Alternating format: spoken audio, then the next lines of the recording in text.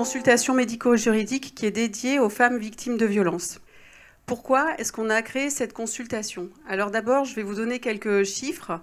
En 2023, au niveau national, 94 femmes ont été tuées sous les coups de leur conjoint ou ex-conjoint. Il y en a eu 62 depuis le début de l'année 2024. Les féminicides en France, c'est à peu près un décès tous les 3 jours. Au-delà de ces actes qui vont finalement jusqu'au décès des personnes, il y a eu 239 000 victimes de violences qui ont été commises dans le cadre en fait, des violences intrafamiliales par les partenaires ou ex-partenaires. 86% de ces violences ont pour sujet des femmes, avec majoritairement des auteurs d'agressions qui sont des hommes.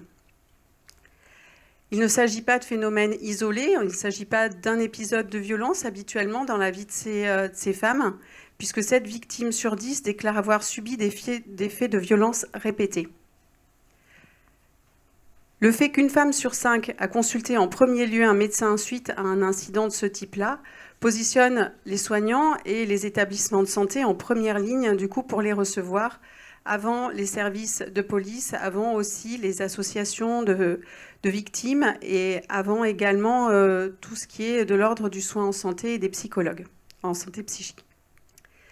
Les violences intrafamiliales sont donc un problème de santé. D'abord à la phase aiguë, lorsqu'on les reçoit aux urgences, en fait, il s'agit le plus souvent de violences physiques avec des coups, des fractures, des plaies. Il peut s'agir également de violences sexuelles. Les violences psychologiques sont, elles, toujours présentes, que ce soit en fait des éléments en rapport avec des syndromes de stress post-traumatique. Les conduites addictives aussi sont très représentées chez ces patientes et chez les auteurs.